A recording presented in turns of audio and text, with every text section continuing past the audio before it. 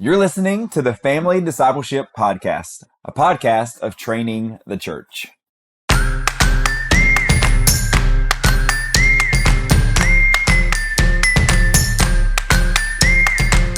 A Groundhog's Day resource is really what the church needs right now. If you think about it, Clayton, think about it. February 2nd, it's kind of beginning of a month. Yeah. Let's go.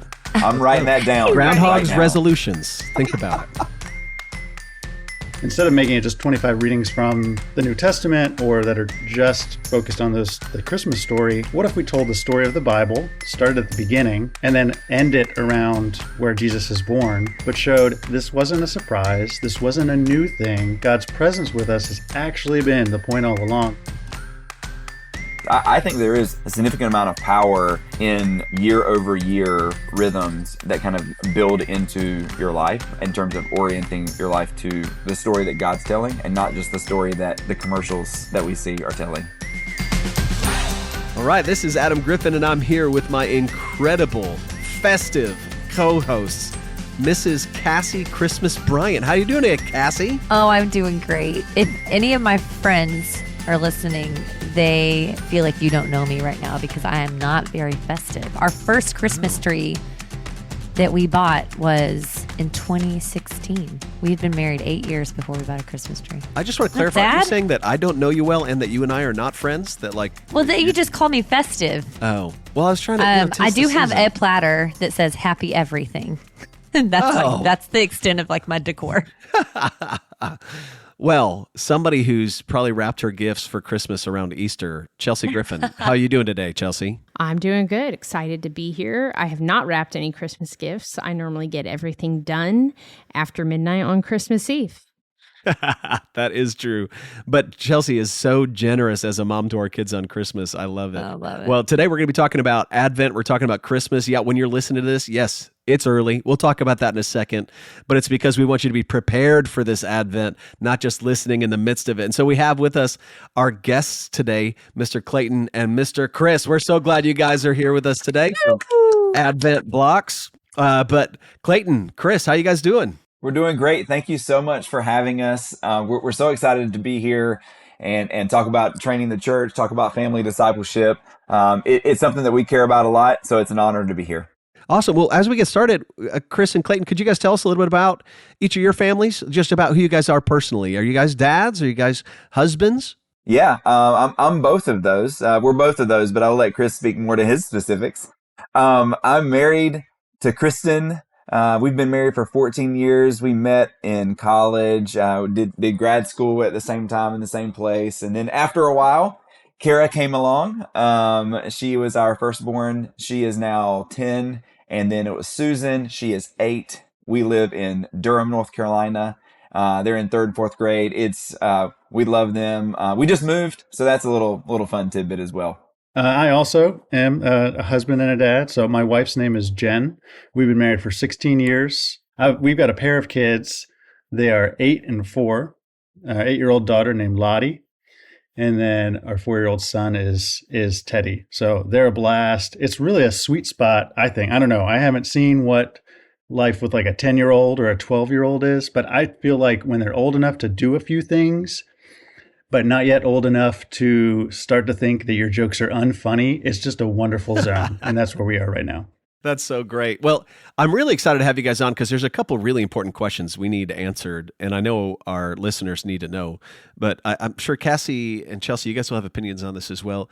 When is it okay to set up your Christmas tree? When is it okay to actually decorate? Cassie, it sounds like in your house, the answer is never.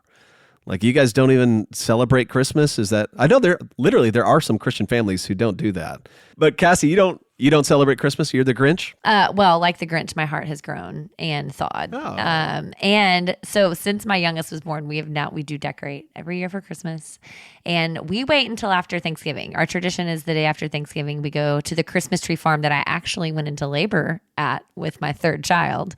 Wait, so you delivered a baby in a Christmas tree farm and you're not festive? Labor began. That might explain why I'm not festive. I might have something against the Christmas tree farm, Adam. No, my labor started at the farm. I was like, hurry up, guys. the baby's coming. And so we go to the same Christmas tree farm, and every year the day after, and we set up, and we typically that Sunday night, we set the tree up, and then we will have our lovely single friends over for decorating spaghetti, and we watch Elf. Decorating spaghetti. That sounds wonderful. No, decorating the house, eating spaghetti. Oh, and eating watching spaghetti. Elf. Do you put maple syrup on it? No. Oh, okay. It's not a true elf spaghetti meal. Chelsea, you know our house. When is it okay to set up for Christmas? Do we judge? There's no judgment. We have a dear friend in our home group whose house is already 100% decked out for Christmas, and I'm not mad We're at recording her. in October, by the way. In October, she's done. Yeah. And she's our kids minister, and she is super festive, and she loves it. There's nothing to judge. There is nothing to judge. She loves it. We don't go too crazy with our house. So I mean, we like to do it the day after Thanksgiving. It's fun with the kids. It's a good time, but I wouldn't say it's over the top. And there's nobody in our house like champing at the bit to get the house decorated. It's like, what are we going to do on the day after Thanksgiving? We got time. Let's do it. My girls made us decorate for Halloween. So we currently have lime green like cutouts of paper looking like slime coming down the windows. That's how we do it. We decorate, and then pipe cleaner spiders. I have a little bit more of a hot take on Halloween decoration. I apologize, Cassie. I'm for your festiveness of Halloween, but I was a little bit sad at how Halloween and Christmas really kind of squeeze out Thanksgiving. I feel like Thanksgiving gets like no love in like the decoration land. Like, I mean, you got the straw or the pumpkin that stays there, but now all the pumpkins kind of get the Halloween texture to them. Yeah. We are also right after Thanksgiving, day after Thanksgiving decoration, but I'll just throw this out there for the controversy: artificial tree people all the way. So we're not going to the farm to get it, or to the corner lot if you live in a city. You know, we're just bringing it down from the attic. Clayton and I am on the exact same page. We use the exact same tree every year, and it is up in a couple moments. Nobody's chopping anything down, although I'm for the experience. I'm not against it. Although I would love to see, Clayton, I know you just moved into a new house, how you're going to decorate for Thanksgiving this year. Are you going to have some stuff out in the yard? Is there like a big turkey that you guys are going to put out there? Are you dressing up? I greatly appreciate the question, because I have a hot take, but I actually don't have a solution yet. So I'm going to have to, I appreciate the challenge to workshop that. I mean, no, I think that like pumpkins that are not made into jack-o'-lanterns, we have a podcast as well, and we actually think that we're going to start pushing squashes. So like not like pumpkin spice latte, but maybe a squash spice latte, or I don't know, at least decorating with them. Gorbs? I don't know. Gorbs. I'm going to workshop this and I'll get back. We're going to get some corn on the front porch as well. I don't know. Maybe like a cornucopia would be nice, maybe out in the front yard. That's an underused word, and it's a beautiful thing. Just putting out a giant cornucopia. And I'd like it if maybe you left it up too long. Like maybe it was Christmas and you're like, oh, our Thanksgiving decorations are still up. You know, just really living that dream. Cassie, what's that make you think of? I was just thinking of that. Isn't in Hunger Games there a giant cornucopia in the middle before? No. Oh, is there? I can't remember. Know. I read it a long time ago. That's a giant cornucopia. That's a great cultural reference. I read Hunger Games every Thanksgiving because of the cornucopia. We actually 2 years ago, when we were doing the decoration, somehow like right before the decoration, we're kind of cleaning things up, cleaning out the pantry, doing some different things. And we have one of those couches from IKEA that you can flip the angle of like where the corner is. And we would flip it, and we watched Hamilton. I mean, it had just come out, and so we were watching Hamilton. And then the very next year, our daughter Susan was like, hey, so when are we watching Hamilton and doing the decoration of the tree? So apparently that's like our Thanksgiving. Christmas It's a tradition now, watching Hamilton and putting up the tree. Well, that's awesome. Well, if you looked at the title of this episode, it's called Advent Blocks. We're talking about Advent Blocks. You might have thought that what we're doing is advertising maybe that you should block Advent from your life, or maybe get a nice virus blocker on your computer that keeps you from being exposed to any Advent information. But actually, the opposite. Let's talk about how to celebrate Advent. Cassie, kick us off. Yeah. Well, let's ask first, what is an Advent block, and where did this idea come from? An Advent block is a solution to a problem that our then 5-year-old Kara pointed out. It was 2018, and it was December 23rd, and she said, Mom and Dad, you say that Christmas is all about Jesus, but it feels like Christmas is all about presents. So, Ooh, isn't that horrible? that's good. Yeah. the out of the mouth of babes, I guess. So, like a knife in the back. We couldn't do anything at that point. It's December 23rd. Fast forward the next year in November, I kind of like doing a little bit of woodworking. So I drew up a couple of blocks and pieces of wood that could move around, something that would be in the center of the home, tangible enough that the girls could play with and kind of would somehow visually create an anticipation for the 25th, not just about presents, but about Jesus. And so I drew a couple of options. My wife, Kristen, pointed at the one in the middle and said, you should do that one, and you should call it Advent blocks. And that's literally what you know today. The next morning, I texted my friend Chris, and I said, Chris, can you write a guide, an Advent guide for us to do? And he said, that sounds great. And I said, well, I'll bring you blocks next week. And he said, what blocks? So anyway, it was 5 families that first year. That's Chris was awesome. sometimes writing the same day what we were reading that night in 2019. So it was super fun. Will you describe the blocks? So are they like, do they change as you like roll them over, or are there how many days are in Advent? Is it usually 25? 25. That's an interesting question. You should ask Chris that one. 4 weeks, 25 days. We're not sure, but we do 25 days. You get 27 blocks. 25 of them have numbers on it. The way it works is you line them up on a mantle or on a kind of a bed frame or on the floor or whatever. We hand them to your kids and let them just go crazy. 1 through 25. On top of the 1 is a star. On the top of the 25 is a globe. Every day you take the number of the day and you turn it, and it reveals an image that corresponds to the story that's being told in the book that we provide. 25 days worth of stories going all throughout the Bible. And so every day you turn the block and you move the star to sit on the top of that block. You turn the block and you Nice. move the star to sit on top of that block. And so it does create this visual anticipation as the star moves closer and closer. It's a representation of God coming to earth, which is really what the whole guide is about. It kind of creates that anticipation. On the 24th, this is kind of a special thing. There's a big reveal. You turn all of the blocks one more time, and it actually spells out Emmanuel, God with us. Kind of a phrase that kind of encapsulates that entire story. That's great. So, Chris, it sounds like you did a lot of the development on the theological side and kind of the resources that go alongside it. Tell us a little about that aspect of what you guys are doing beyond just the physical blocks themselves. Yeah, I actually really love the idea of the physical blocks on their own. When Clayton said, I want to do an Advent thing with our kids, I was thrilled. I love Advent, reading, going through the story of Christmas and all that. And initially, the block idea was what set it apart. Just this idea that even if there isn't any content to this, having something tactile it's such a wonderful way for people with different learning experiences, particularly kids, to be drawn in.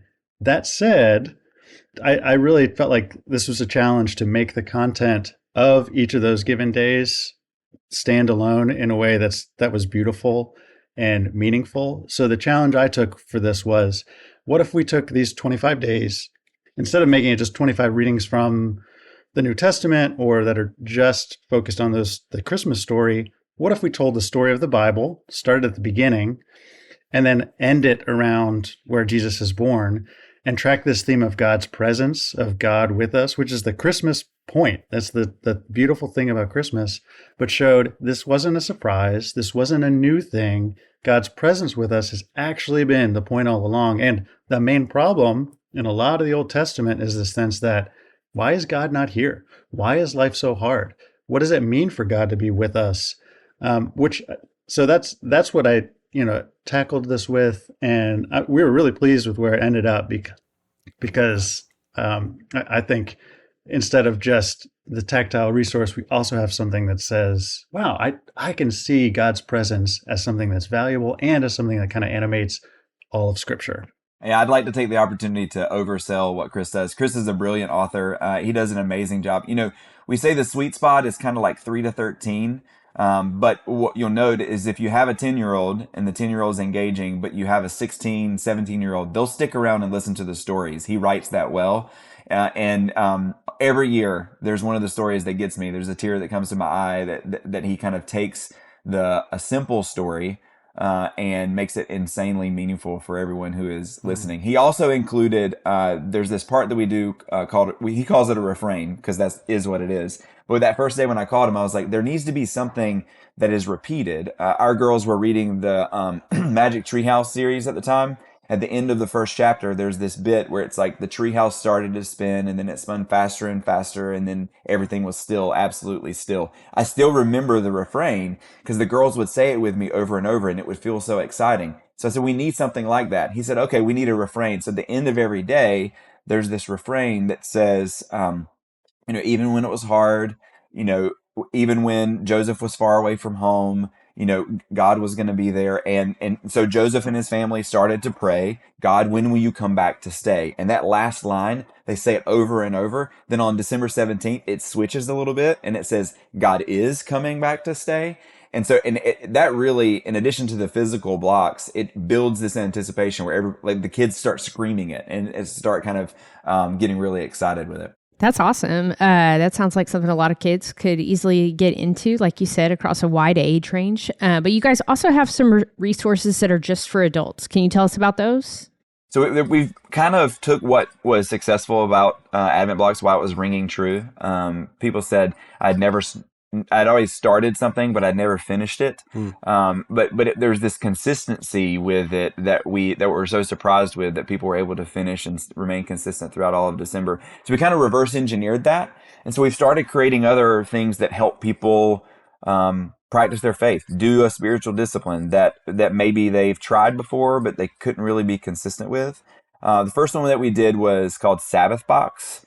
So the Sabbath box it's a beautiful box that hangs on the wall or sits on a shelf, and it has this flipping top that it faces one way all throughout the week, and it says create and cultivate, reminding us of the good of work. And then on your Sabbath, you flip the box top and it says stop and enjoy.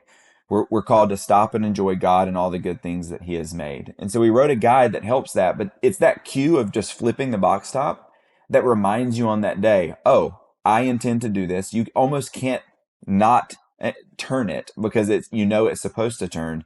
And it's a box so that you can put your work away in it. And it's very small, but it's a way to get people started and to help them remain consistent over a long period of time. Because that's what we feel about spiritual practice in the home, is that, really, really high quality moments happen, but they happen when you have a lot of quantity moments where you're kind of doing these small attempts, these small wins that you'll get with engaging with your family and engaging with your family with God. And so just a little bit, if you can get someone started and they remain consistent, it can actually over time provide a really powerful impact on the family.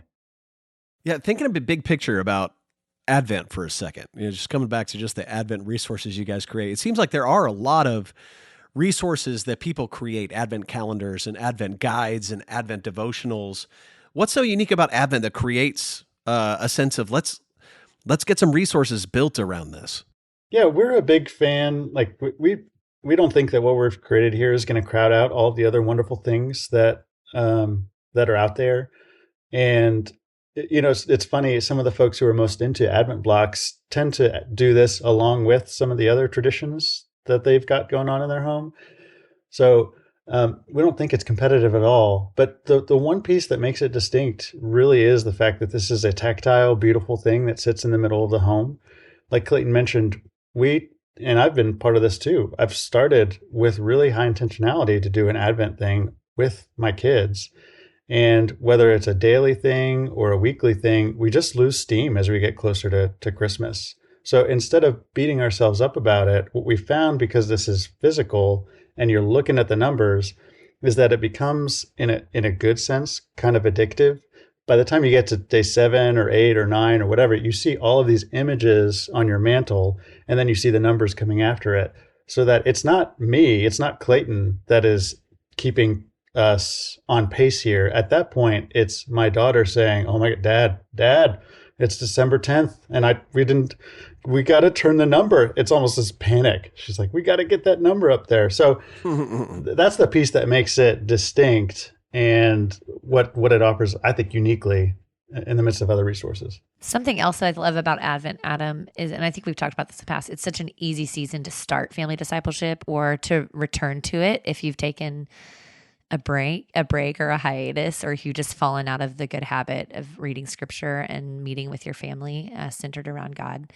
And so I think that for our families who are looking to start a new routine or rhythm of family discipleship, Advent is that's why it's so unique, is because we have time together as a family that we're setting aside to do Christmas things. And so to build a rhythm that then we can launch into the new year with, is one of the reasons I love Advent and love all the resources around it, because it really does kind of kickstart families or remind families of what we're called to do. You guys also have a similar resource for Easter, right? Yeah, absolutely. It's called Easter Blocks. I think Chris's writing and that is maybe even better. It's just focused on Holy Week. It's Sunday to Sunday, Palm Sunday to Easter Sunday. It's kind of a little bit more like a puzzle. There's a candle in there. On Good Friday, you cover it with a cloth, and it stays covered in that black cloth for the whole weekend. It really kind of draws an attention to the center of the home. We encourage you to put it on a table. And then on Easter Sunday, you take off that cloth, you dump everything out, and there's this huge, this reveal again on the bottom of the tray that says Christ is risen. He is risen indeed. But I agree with what you were saying, Cassie, about the seasonality of the year. You know, I read this book a while back. It's called When, When. I don't remember who wrote it, so I apologize. Not a Christian author, but talks a lot about the psychology of when it is a good time to start things, when it is a good time to stop things. It makes the case that you're much more likely to start and continue a habit if you do it if you start on March 1st rather than March 7th. Because there's something intuitive about your mind that when you are starting a new month, that's a good opportunity to start a new habit, because things are anew. This is why don't try to, people do New Year's resolutions on January 1st, and we all quit them by the end of January, right? Which I actually try to suggest to people that you should start your New Year's resolutions on February 1st. But either way, any kind of first is a really good time. We all know that summer is a little bit of a different season. The school year kind of kicks off the fall. We see that in church attendance. The church has the church calendar, like liturgical calendar, kind of takes advantage of this. That's back to what Adam's question was initially. I think that we need to actually listen to the seasonality and take the momentum with our families and ride that momentum. That's a good thing. That's not, rather than trying to kind of force our way to do something different when it's not going to be as easy. That's why I think when Advent comes, it's like there's lights everywhere. There's people are singing.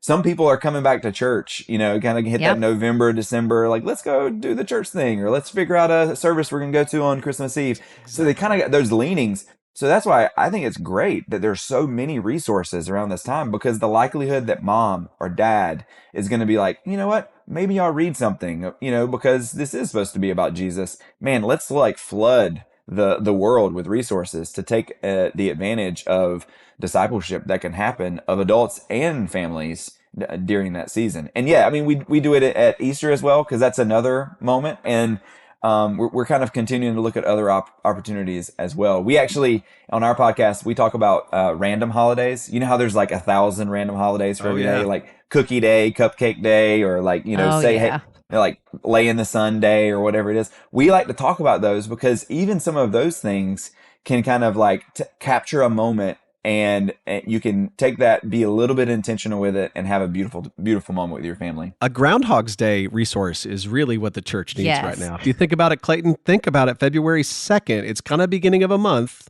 Yeah. Let's go. I'm writing that down. Groundhog's resolutions. Think about it.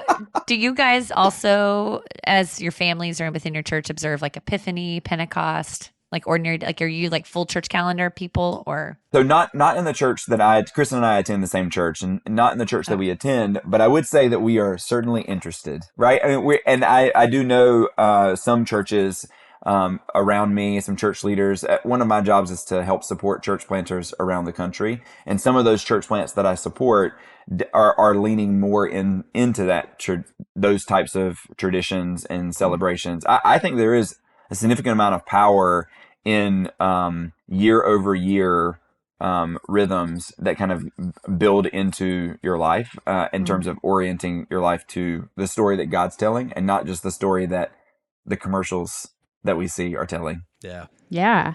Yeah. Speaking of rhythms, we see commands all over scripture where we are reminded to practice gratitude, to offer thanks. And so it looks like there's something on your website, speaking of gratitude, called the Gratacube. Can you tell us about that? That's some good branding. Thank you. Gratitude. Yeah, we came up with this almost by accident. And if you want Gratitude, Thanksgiving, this would be a wonderful thing. It's actually quite seasonal, but it's not going to fill the void you guys want for instance, in Clayton's yard. Because like Clayton needs to just go ahead and get an 8-foot inflatable turkey. That's, I think, what it needs to come away from this saying. But the Gratitude was just a thing we introduced to try to kind of spice up dinner time conversations and add a little bit more intentionality to it. To be clear, it is not, in fact, a cube. It has 12 sides, which makes it a dodecahedron. And we thought about calling it a thankahedron. Doesn't have the same ring to it. We fumbled around with trying to figure out what exactly to call it. So anyway, Gratacube, the idea is relatively simple. There's a lot in our lives we could be grateful for, and we need to be queued up for it. We need to kind of have the right perspective. So on this thing, we've just got 12 different items that are opportunities for us to look to God and say, hey, thanks for that. And some are really small and some are really like kind of big and profound. So you could get something like the character of God. Thank you, God, for your patience. Or you could get something small like, this is my kid's favorite, food. They roll it over and over again until they can get food. And then they just shout, macaroni and cheese. So it's fun. It's simple. And I'm glad we kind of stumbled onto it. Yeah, families are using it like at dinner time. That's what our family does. I have one friend who uses it at bedtime. There's the kind of like the high-low or rose thorn. There's a couple of different ways that people do it. It can get a little bit monotonous, and we kind of felt that where it's like it was the same thing I was thankful for every day, or the same low was the same. And so this provides a little bit of variety to that. And then unbeknownst to us, we didn't even anticipate this, but we've had churches start buying them and giving them to their small group leaders as icebreakers. So like it actually ends up working in that type of setting as well. And we didn't intend, but we absolutely love that is the case, that people are kind of sharing it, because it actually still functions as a high-low type of device, because you can be grateful. Actually, one of the sides is a difficult time. And so you can be grateful for how God was with you or how someone helped you in a difficult time. So you still get like a richness and kind of breadth of stories, but it helps you kind of posture yourself towards gratefulness for how God was with you or how someone cared for you in the midst of whatever story you're telling. So it's super fun. What I love about what you guys are doing is it sounds like a couple of dads who are friends who are attending the same church just going, you know what, I had an idea. And an idea that like serves my family to help them lead them towards Jesus, taking a season to start a tradition that hopefully is not just a seasonal tradition, but a method of discipling your kids that creates kind of a excitement around it that also makes it a little bit easier to disciple your kids every day, no matter whether you're on a holiday or not. And that you guys took those ideas and ran with them and said, how can we take the skills God gave us and bless not only our families, but other families? And I love it. I wish we could see more families, more dads just going, how can I take the gifts God has given me in woodworking or in writing, or even you guys are entrepreneurs just saying like, how do I start something that really develops family discipleship? So I'm so grateful for you guys and the time you guys have put into these. If you guys haven't gone to the website yet, the stuff you guys create is beautiful. Like it's aesthetically really, really sharp looking stuff. It's beautiful. But before we let you go, we love it if you guys would give us a chance. The best gift we can give you guys is having our listeners pray for you. So maybe starting with Clayton and then Chris. Clayton, could you tell us how our listeners can be praying for the Greene family? What's going on with you guys that we can pray for? Yeah, so I mean, we're in a new home, and we are beginning to engage with our neighbors. Back to Thanksgiving, our family does a turkey trot every year where we get out and we run. And so we're going to go litter mailboxes and invite people to join us on the turkey trot so we can begin engaging with our neighbors. I think that would be the most time sensitive kind of right now kind of thing that's going on in our lives, that we hope that that's fruitful for our relationships with believers and non-believers in our new neighborhood. It's good. Yeah, and I would love some prayer for my family and the upcoming season. The irony of what Clayton and I are doing is that, like you said, Adam, this is just us trying to do some good discipleship with our kids. But this could be a really busy time for us, and we can actually lose the focus that we started with. And I want us to double down on doing this primarily for the little people who live in our home. And as trite as it sounds, not letting the Christmas season rush by without having those moments to center everything on Jesus the way we want. That's great. Thank you so much for inviting us into praying for your families and the ideas you guys have shared with each other and then shared with the world about how to lead our families towards Jesus. I love the work you guys are doing. Listeners, if you want to know more about Clayton and Chris and the work they've done, you can check them out online at goodkind.shop. That's GOODKIND.shop. I also found them just by searching Advent blocks.